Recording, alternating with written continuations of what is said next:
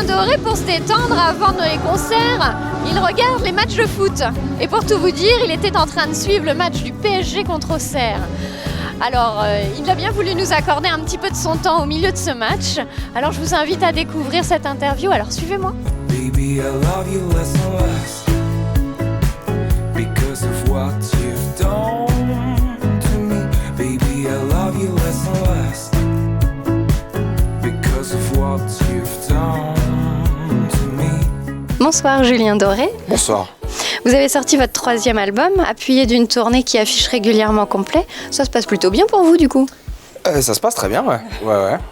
Bah, tant que la musique est là, tant qu'on est sur scène et qu'on vit des moments où justement ces chansons qu'on a écrites, qu'on a fait grandir en studio peuvent maintenant vivre sur scène avec le public, c'est une super belle récompense. Donc on profite de tout ça dès qu'on peut monter sur scène. Ouais. Alors ce soir vous êtes à Saint-Étienne, vous êtes reconnu du coup comme un des talents France Bleu. Qu'est-ce que ça vous fait d'être reconnu comme ça? C'est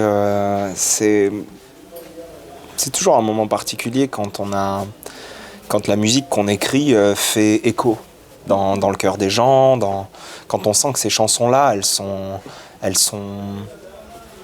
elles nous appartiennent plus, quand il y a un moment donné où le public chante vos chansons, forcément. Alors cette reconnaissance-là, pour moi, je la perçois vachement quand je suis sur scène, quoi. Et puis voilà, d'être... que ces moments-là soient soulignés, c'est important parce que c'est flatteur pour nous et puis c'est aussi pour ça que je fais tout ça, quoi. Alors sur cette tournée, il y a aussi des petites scènes, c'est peut-être aussi pour ça, pour être aussi plus proche du public, de ses émotions, de sa réaction. On a 130, 150 dates. On a commencé en janvier dernier. Le spectacle change au fil des dates. Donc c'est important pour nous d'être sur scène dans des lieux complètement différents. Ce soir, on est au Zénith. On repart demain soir dans un sublime théâtre.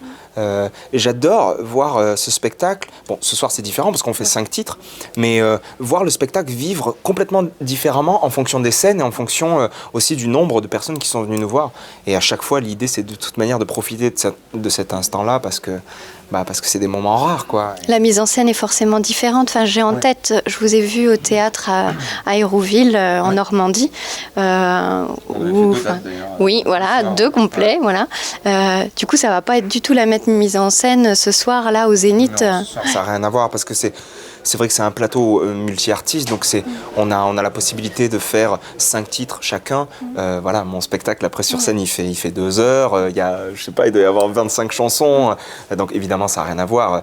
Sur scène j'ai mon décor, j'ai toute mon équipe, mes lumières sur lesquelles j'ai travaillé pendant des mois et des mois. Ce soir c'est complètement différent. Mais ce qui reste de tout ça, c'est une énergie.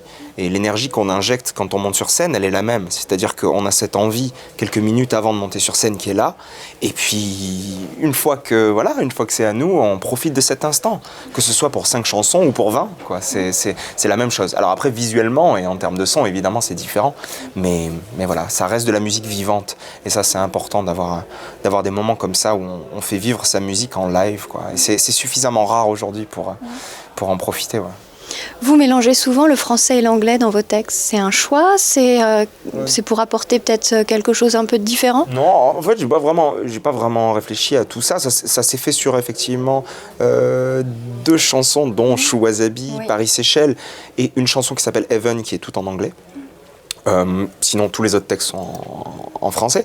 Ce mélange-là, j'écris mes textes, donc il est venu d'une façon naturelle, en fait. Je sais pas comment dire. Quand j'étais, je me rappelle très bien, quand j'étais au clavier et que les premiers mots de Paris-Séchelles sont venus, quand le refrain est arrivé, j'avais envie de quelque chose de complètement universel, d'un cri du cœur, mais universel, avec une phrase très simple. Et c'est venu en anglais, quoi. Chou Wasabi, c'est un petit peu pareil. Au moment où j'ai écrit cette chanson, elle était un peu comme une suite de Paris-Séchelles. Comme si les 2 êtres qui se parlaient dans Paris-Séchelles continuaient de discuter sur Chou Wasabi. Et voilà, j'ai pas vraiment, de réflexion. Les mots qui viennent quand j'écris des chansons, ils viennent parce que j'ai besoin de les écrire. D'accord. Et c'est vraiment comme ça que je fonctionne. Là, on est en tournée depuis pas mal de mois. J'ai j'ai pas écrit une chanson. Il y a des périodes comme ça où les mots viennent, mais presque c'est comme si je les choisissais pas, c'est comme s'ils s'imposaient à moi, quoi. Donc voilà, c'est un peu tout ce hasard-là qui se mélange, et en même temps, au travers de ces textes, j'essaie d'exprimer ce que j'ai besoin de dire, quoi. Alors j'ai une dernière question un peu particulière. J'ai vu que vous utilisiez pas mal les animaux. Dans le premier album, sur la pochette, par exemple, on voit des oiseaux. Oui. Ensuite, on entend parler du bichon. Là, il y a un lion. Ouais. Est-ce qu'il faut y voir un trait de caractère de votre part? Est-ce qu'il faut y voir quelque chose de particulier? Ah bah, bien sûr, il faut y voir quelque chose de particulier qui est un vrai miroir de l'être humain. C'est-à-dire que le monde animal était là bien avant nous, sur cette planète. Et que pour moi, il fait écho à des valeurs très importantes. Des valeurs qui sont celles auxquelles j'essaie de penser et de m'attacher dans mon rôle d'être humain sur la planète sur laquelle je vis. Et pour moi, les animaux que je mets en image, que je mets vraiment en présence dans mes vidéoclips, sur mes pochettes de disques, c'est effectivement des traits de caractère qu'on a tous. L'instinct, une présence animale, quelque chose qui est... Quand on fait de la musique, l'instinct est extrêmement important. Quand je vous disais pour mes textes de chansons, c'est la même chose. Il y a quelque chose qui s'impose et on a besoin d'écrire. L'instinct, c'est effectivement un des traits de caractère que j'ai l'impression de partager avec le monde animal. Et surtout, l'idée de me sentir dans ma musique aujourd'hui vraiment comme un animal. C'est-à-dire, je fonctionne en permanence en fonction de ce que je vais ressentir, sans jamais essayer de calculer ou de transformer ça. C'est toujours me dire que ce qui va me venir en premier comme sensation, c'est une sensation qui est sans doute la bonne, parce qu'elle est instinctive. Et pour toutes ces raisons, alors je pourrais en parler longtemps, mais pour toutes ces raisons, oui, le monde animal pour moi est un vrai miroir et un vrai écho de ce qu'on doit protéger de nous et de cette planète sur laquelle nous vivons et qu'on doit protéger.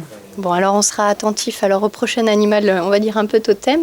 Et puis en attendant, on va vous souhaiter un bon concert ce soir. Merci beaucoup. Merci à vous. Merci beaucoup. Merci.